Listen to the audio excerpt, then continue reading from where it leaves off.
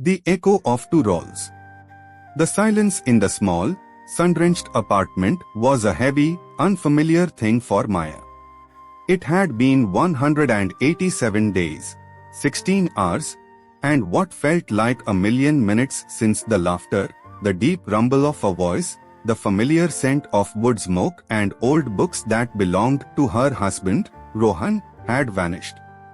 The accident had been sudden, brutal, leaving behind a void that swallowed more than just his presence. It took a piece of Maya, too.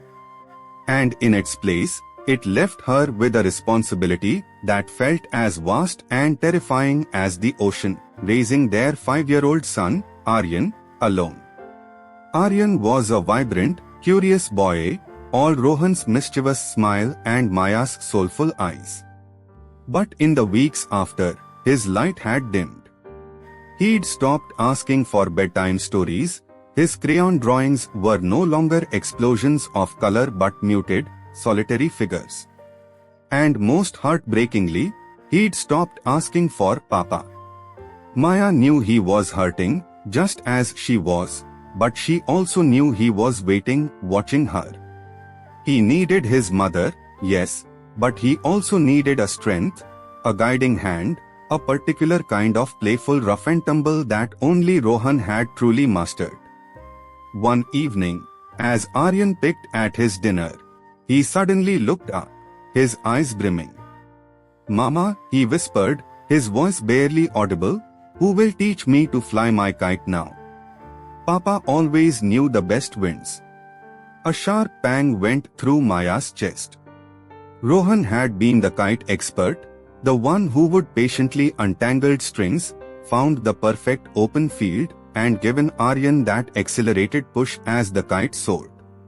Maya had always been the one cheering from the sidelines, admiring the colorful speck against the blue. That night, after Aryan finally fell asleep, tear tracks still visible on his cheeks, Maya sat in Rohan's old armchair, the one he'd always read to Aryan from. She looked at his framed photograph, his smile warm and reassuring. "How do I do this, Rohan?" she whispered into the quiet room. "How do I become him, too?" The next morning, Maya woke with a strange resolve. It wasn't an instant transformation, but a quiet, determined shift. She started small.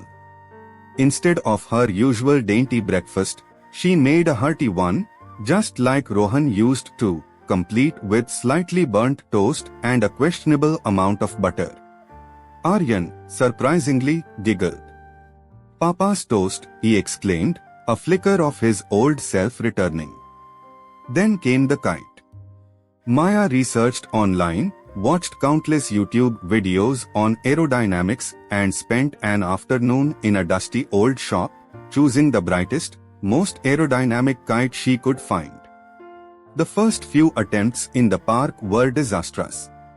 The kite nosedived, tangled, and once even wrapped itself around a bewildered passerby.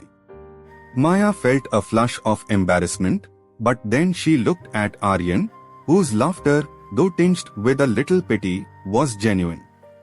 He was seeing her try, really try, just for him. "Let's try again, champ," she said, dusting off her hands, a phrase Rohan had often used. And slowly, meticulously, they learned. Day after day, they went to the park. Maya, with her hair windswept and a smudge of dirt on her cheek, found herself running, shouting instructions, feeling the pull of the string, and finally, watching that vibrant kite dance in the sky. Aryan's cheer that day was the loudest, most joyous sound she had heard in months. But it wasn't just about the big things. Maya started teaching Aryan how to tie his shoelaces with a sturdy knot, the Boy Scout knot Rohan had always insisted on. She learned to fix his bicycle chain, her fingers getting greasy, a task Rohan had always handled with ease.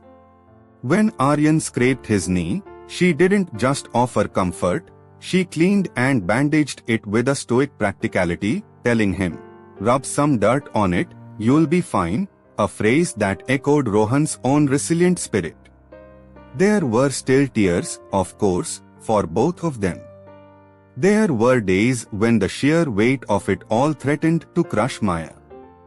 But in those moments, she would look at Aryan, his face a blend of Rohan and herself, and she would find a new wellspring of strength. She wasn't replacing Rohan, she was expanding. She was embracing parts of herself she never knew existed, drawing on a hidden reservoir of courage and practicality. One evening, as Maya tucked Aryan into bed, he snuggled closer. "Mama," he mumbled sleepily, "you are really good at flying kites now. And you tell the best stories, even better than Papa sometimes." Maya's heart swelled with a complex mix of joy and sorrow. She kissed his forehead. "I'm glad, my love." As she walked out of his room, she looked at Rohan's photo again. The silence was still there, but it no longer felt heavy. It felt different, filled with the echo of two roles, two loves, woven into one enduring embrace. Maya wasn't just a mother anymore. She was a mother who was also a father, navigating the winds of life, not alone, but with the steady, loving hand of a woman who had found a strength she never knew she possessed, for the son who needed her to be both.